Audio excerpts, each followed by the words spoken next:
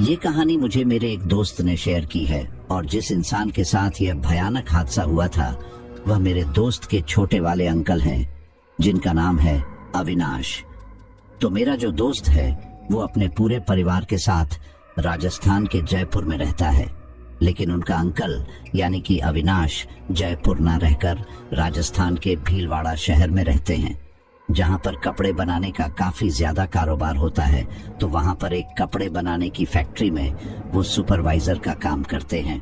अविनाश काफी पढ़े लिखे हैं और वो कभी भी भूत प्रेत जैसी चीजों पर विश्वास नहीं करते हैं। जब उनके सामने कोई ऐसी बातें करता है तो वो उसे मूर्ख कहने लगते हैं।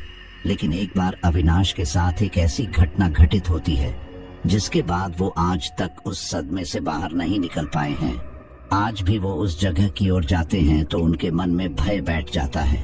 तो साथियों, इस स्टोरी को शुरू करूं उससे पहले मैं आपसे कहूंगा कि आप अपने बारे में छोटा सा परिचय मुझे जरूर दे दें कि आप कहाँ के रहने वाले हैं, आपका नाम क्या है और आप कितने सालों से यह स्टोरी सुनते आ रहे हैं, ताकि आपसे मेरा और बेहतर जुड़ाव हो सके। और हाँ, अगर आप इस चैनल पर पहली बार स्टोरी सुनने के लिए आए हैं तो इस चैनल और भी जबरदस्त बड़ी बड़ी कहानियां मैंने आपके लिए तैयार की हुई है, तो आप बाकी स्टोरीज को भी जरूर सुने। और जब आपको लगे कि वाकई में कमाल की स्टोरीज आपको यहाँ पर सुनने को मिलती है तो फिर चैनल को सब्सक्राइब जरूर कर लें। तो चलिए अब आगे की कहानी हम शुरू करते हैं। और आगे की कहानी आप अविनाश के पर्सपेक्टिव से ही सुनने वाले हैं। नमस्कार साथियों, मैं हूं अविनाश और जैसा कि आपको मेरे बारे में पता चल ही चुका है कि मैं राजस्थान के भीलवाड़ा शहर में एक कपड़ा बनाने वाली फैक्ट्री में सुपरवाइजर का काम करता हूं। वैसे तो मेरी ड्यूटी दोनों ही शिफ्टों में होती है। मुझे 15 दिन नाइट शिफ्ट में गुजारने होते हैं और बाकी 15 दिन की नौकरी डे शिफ्ट में करनी होती है। जब से फैक्ट्री में मेरी दूसरी पारी की शिफ्ट ड्यूटी लगी थी तब से रात्रि में घर जाने में काफी देर हो जाया करता थी। ऑफिस से घर की दूरी यही करीब 1 किलोमीटर की रही होगी। जब तक बहुत जरूरी ना हो, रात में घर आने जाने के क्रम में रास्ते में पड़ने वाली सुनसान और संकरी गलियां जिनसे होते हुए घर जल्दी पहुंच तो सकता था, पर उन्हें पकड़ना मैं पसंद न करता था, क्योंकि एक तो वहां घात लगाकर बैठे चोर उचक्कों का खतरा रहता, तो दूसरी तरफ कुत्ते बहुत भौंकते थे उधर, जिनसे मुझे बड़ा डर लगता। इसलिए हमेशा पक्की सड़क वाली मुख्य मार्ग से ही घर लौटा करता। अब एक बार क्या हुआ कि मुझे फैक्ट्री में काम करते करते काफी टाइम हो गया, क्योंकि उस दिन माल भरने के लिए गाड़ी आई हुई थी और उस माल को गाड़ी में लोड करने के चक्कर में मुझे फैक्ट्री में ही काफी रात हो गई थी। उस रात हवा बहुत तेज चल रही थी, मानो जोरों की बारिश होने वाली हो। रात के 12 बजने को आए हैं, बच्चे भी सो गए होंगे। पत्नी सुप्रिया भी मेरे बिना खाना नहीं खाती, खाली पेट वह भी मेरी राह देखती होगी। यही सब सोचते और टिफिन बॉक्स हाथ में लटकाए मैं तेज कदमों से घर की तरफ निकल पड़ा। कुछ दूर चलने के बाद आज उस संकरी और कच्ची गली की राह ले लिया ताकि जल्दी से घर पहुंच सकूं। हालांकि मैं कभी भी इसे गली से जाना पसंद नहीं करता था, जिसका कारण मैंने आपको पहले ही बताया है। लेकिन क्योंकि उस दिन मैं काफी लेट हो गया था तो मजबूरन मुझे उस गली के रास्ते को पकड़ना पड़ा। इतनी रात और ऊपर से यह सुनसान और संकरी गली। मुझे डर भी लग रहा था क्योंकि कुत्ते सतर्क होते दिखने लगे थे, मानो कोई अनजाना अनचाहा मेहमान चला आ रहा हो उनकी तरफ। वैसे मानव हो या ये कुत्ते बिन बुलाए मेहमान किसी को पसंद नहीं आते। अपने इलाके में रात में आने जाने वाले हर एक इंसान को पहचानते हैं ये जानवर। किसी तरह मैं डर डर के आगे बढ़ता रहा। चोरों का ख्याल मन में आते ही शादी में मिली वो कलाई घड़ी खोलकर जेब में डाल ली। सासू माँ की अमानत वह घड़ी उनकी आन बान और शान थी, जिसका कुशल क्षेम वह अक्सर पूछ ही लिया करती थी। सुनहरे रंग की उस घड़ी की उच्च गुणवत्ता से सभी को परिचित कराने में गौरवान्वित महसूस करते उनके चेहरे पर उठता वो चमक देखते ही बनता था। नहीं चाहता था कि मेरी पूज्यनीय सासू माँ के मन को तनिक भी ठेस पहुंचे। इधर गली में भीतर की ओर बढ़ने पर अब वह और संकरी हो चली थी। इतनी सकरी कि 2 से 3 आदमी एक साथ आ जाएं तो आगे पीछे होकर चलना पड़ता। फिर सड़क कच्ची भी थी और कहीं कहीं से टूटी फूटी सो अलग। बड़े धैर्यवान होंगे इस गली के निवासी, जो इन रास्तों से रोज आते जाते होंगे। मैं महसूस कर रहा था कि दो चीजें इस वक्त तेजी से चल रही हैं। एक तो मेरे दिमाग में बिना सिर पैर की बातें, और दूजे गली में बढ़ते मेरे कदम। थोड़ा चलने के बाद एक मोड़ आया जहां एक मस्जिद पड़ता था। मस्जिद के ऊपर लगे बड़े भोंपू वाले लाउडस्पीकर के अलावा उस अंधियारे में और कुछ भी बड़े ही मुश्किल से दिख पा रहा था। पर मैं महसूस कर पा रहा था कि वहां अब बड़ी भीनी सी खुशबू फैली थी। साथ ही ठंड भी थोड़ी थोड़ी बढ़ चुकी थी। अपनी धुन में मैं अपने गंतव्य की ओर बढ़ता रहा। थोड़ा ही आगे बढ़ा था कि पीछे से किसी के कदमों की आहट सुनाई देने लगी। अभी तक कोई तो न था मेरे आसपास। यकायक यह किधर से आ गया? कौन है ये? कोई कुत्ता, कोई चोर, या फिर मेरा भ्रम?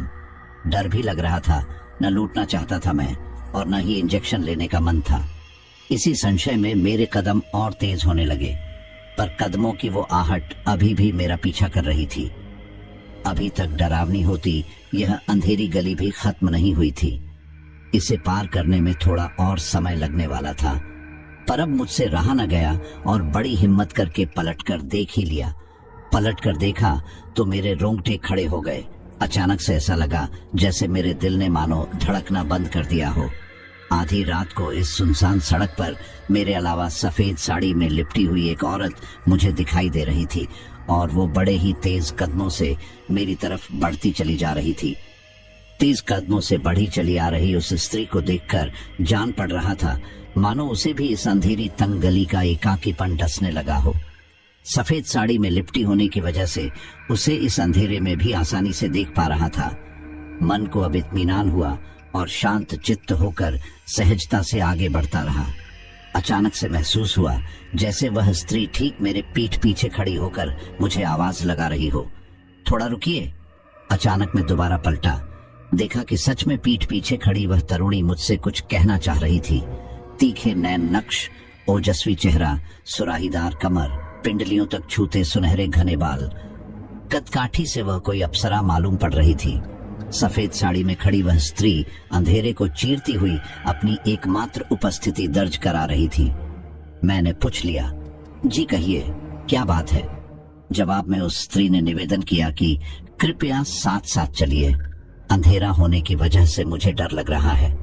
तब पता चला कि हम दोनों की हालत एक जैसी ही थी। मैंने भी सहमति में अपना सिर हिला दिया। अब हम दोनों एक साथ आगे बढ़े जा रहे थे। इतनी रात गए इस सुनसान गली में, वो भी अकेले घर से बाहर निकलने का कारण मैंने उस स्त्री से जानना चाहा, परंतु कोई उत्तर न मिला। फिर मैंने चुप रहने में ही अपनी भलाई समझी। कुछ पल के बाद जवाब आया, वो मेरा घर पीछे मोड़ पर ही है। किसी की जिंदगी और मौत का सवाल है, इसीलिए मुझे अभी निकलना पड़ा। आप भले आदमी लगे, इसीलिए मैं आपके पीछे पीछे हो ली। किसी अनजान पर इतनी रात में भरोसा करने की बात सुनकर थोड़ा अजीब लगा, पर कभी कभी जरूरत पड़ने पर ऐसा करना पड़ता है, मैं समझ सकता था। और हम लोग साथ साथ आगे बढ़ते रहे। तभी उस स्त्री ने अपना हाथ मेरी तरफ बढ़ाया। उसके हाथों में एक चमकती हुई अंगूठी थी। मेरे मुंह से अनायास ही निकला, क्या है ये? उस स्त्री ने जवाब दिया, आप इसे पहन लीजिए, ये आपके काम आएगा, आपको डर भय से ऊपर ले जाएगा और बूढ़ी ताकतों से भी बचाएगा। उसे साफ इनकार करते हुए मैंने खुद को उस अंगूठी से दूर किया और थोड़ा पीछे खिसका। मैंने कहा, देखिए, ऐसा है कि मैं इन सब दकियानूसी बातों में यकीन नहीं करता, इसलिए बेहतर होगा कि आप इसे मुझसे दूर रखें। मैंने बेरुखीपूर्ण जवाब देकर उस अंगूठी को लेने से साफ इनकार कर दिया। पर एक बात गौर करने लायक थी कि मेरे इतने बेरुखी भरे रवैये के बाद भी वह स्त्री तनिक भी विचलित न हुई और बिल्कुल शांत चित्त होकर खड़ी रही। उसके साथ किए व्यवहार पर मुझे भीतर से आत्मग्लानि भी महसूस हो रही थी। हालांकि मुझे पता था कि मैंने जो भी किया सही किया। गली भी अब खत्म होने वाली थी और पक्की सड़क मैं अपने सामने देख सकता था। तभी वह स्त्री रुकी और मुझसे आगे बढ़ते रहने के लिए कहा, और मुझे कहा, कुछ जरूरी सामान घर पर ही भूल गई हूँ, इसीलिए वापस जाना पड़ेगा। और वो वापस गली के भीतर लौटने लगी। उसके साथ चलकर मैंने उसे घर तक छोड़ने की बात कही तो बड़ी विनम्रता से उसने मना कर दिया। तब एक दूसरे से विदा लेकर हम दोनों अपने अपने गंतव्य की ओर बढ़ चले। घर आकर हाथ मुंह धोया।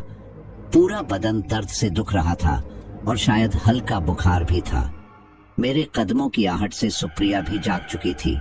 मुझसे खाना खाने के लिए पूछा तो मैंने मना कर दिया और उसे खाने को बोलकर बिछावने पर चला गया। सुबह 5 बजे से मेरी दिनचर्या शुरू हुई। तड़के तड़के उठकर सुबह का व्यायाम, नहा धोकर बेटे को स्कूल पहुंचाना, फिर खुद नाश्ता करके फैक्ट्री के लिए निकलना। फैक्ट्री में काम का दबाव होने की वजह से कब सुबह से दोपहर हो गया पता ही न चला। लंच टाइम हो चुका था और मेरे सहकर्मियों ने मुझे खाना खा लेने को कहा। फिर आपस में बतियाते हुए हम लोग अपना खाना खत्म करने लगे। बातचीत के क्रम में मैंने सामने वाले दोस्त की अंगूठी देखी और बीती रात की सारी घटना आंखों के सामने तैरने लगी, जिसकी चर्चा मैंने अपने साथियों से भी की। फिर क्या था, सबको खिंचाई करने का जैसे बहाना ही मिल गया हो। तुम इतने स्मार्ट हो ही, तुमसे सगाई करना चाहती होगी, गिफ्ट समझकर रख लेते, आदि तरह तरह की बातें। जल्दी जल्दी अपना खाना खत्म कर मैं वहां से खिसका और अपने काम में लीन हो गया। पर मन में सहकर्मियों की कई उलझ-पुलझ बातें चल रही थी। यही नहीं, वो बातें सही प्रतीत होने की गलतफहमी भी हो रही थी कि कहीं सच में मैं उसे पसंद तो नहीं आ गया, इसलिए उसने अपनी अंगूठी मेरे तरफ बढ़ाई होगी। और मैं अपने काम में व्यस्त हो गया। दैनिक उत्पादन का दबाव ज्यादा होने के कारण आज भी रात के 12 बज गए। पर आज साथ में एक सहकर्मी भी था जो घर वापसी में मेरे साथ साथ हो लिया। थोड़ी दूर तक साथ चलने के बाद वो अपने घर के लिए दूसरी तरफ मुड़ गया और मेरे सामने फिर से वही संकरी गली थी। मैं उधेड़-बुन में था कि क्या करूं क्या न करूं। पता नहीं क्यों, पर फिर से उसी गली में घुस गया जैसे कोई मुझे बुला रहा हो या मैं खुद से जाना चाहता था। हाथ में टिफिन बॉक्स लिए मेरे उत्सुक कदम आगे बढ़े जा रहे थे। पर आज एक बात बड़ी अजीब थी। गली में एक भी कुत्ते नहीं दिख रहे थे। कहाँ गए सब? एक दिन में इतने परिचित हो गए ये बेजुबान जानवर मुझसे। आगे चलता हूँ मैं मस्जिद वाली मोड़ से घूमा और थोड़ा आगे बढ़ा ही था कि तभी पीछे से आवाज आई, जनाब जरा ठहरिए। मैं ठिठक कर रुका। पलट कर देखा तो लहराते हुए सुनहरे बालों वाली यह वही स्त्री थी जो पिछली रात मिली थी। ललाट पर एक लंबी सी बिंदी लगाए और चेहरे पर तेज लिए काली साड़ी में वह मस्जिद के पास खड़ी मुस्कुरा रही थी। इतने अंधेरे में भी एक अजीब सा प्रकाश था उसके चारों तरफ और चेहरे पर अजीब सा आकर्षण। उस स्त्री ने पहेली भरी मुस्कान के साथ पूछा, आज भी आपकी मदद चाहिए मुझे, क्या मिलेगी? मैं हाँ बोलूं या ना कुछ समझ में नहीं आया। फिर भी हामी में सिर हिला दिया और वह मेरे साथ चल पड़ी। आज चुप नहीं थी, वह बोले ही जा रही थी, जैसे मेरे आने का ही इंतजार कर रही हो कि क्या क्या बताना है, क्या पूछना है। मानो उसने सब कुछ पहले से ही सोच रखा हो। मैं कौन हूँ, कहाँ रहता हूँ, घर पर कौन कौन है, मेरी पसंद नापसंद वगैरह वगैरह टाइप के सवालों के तीर एक एक करके वो मेरी तरफ चलाती जा रही थी। उसके न खत्म होने वाले सवालों की पोटली को भरते हुए मैं कदम से कदम मिलाए आगे बढ़ा जा रहा था। मैंने उस स्त्री से कहा, इतनी रात को आप अकेली घर से बाहर निकलती हो, किसी को साथ लेकर निकलना चाहिए। फिर उसकी तरफ देख उससे सवाल किया, आप कहाँ रहती हो, घर पर कौन कौन है? उसने हंसकर केवल यही कहा कि क्या करिएगा जानकर, बस जब मिलना हो इसी वक्त इस गली से गुजरना, मैं दिख जाऊंगी।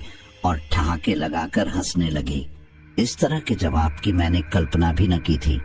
ऐसा सुनकर मुझे बड़ा ही अजीब लग रहा था। बातें करते हुए हम दोनों आगे बढ़ते रहे। तभी उसने अपने कांधे पर लटकाए थैले में हाथ डालकर कुछ निकाला। अपनी मुट्ठी में उसने कुछ छिपा रखा था। कुछ तो था उसमें, क्या पता नहीं। उसकी इस हरकत को मैं समझ नहीं पाया और तभी उसने मुझसे मेरा हाथ आगे बढ़ाने को कहा। उसकी बंद मुट्ठी की तरफ देख मैंने प्रश्न किया, क्या है इसमें? मुस्कुराकर वह मुझसे मेरा हाथ आगे करने का जिद करती रही। जब उसने अपनी बंद मुट्ठी न खोली तो मैंने भी साफ साफ इनकार करते हुए कहा, हम लोग जानते ही कितना है एक दूसरे को, और ऐसे ही किसी अनजान से बंद मुट्ठी से मैं तो कुछ ना लूं। जब मैं नहीं माना तो अंततः उसने अपनी मुट्ठी खोली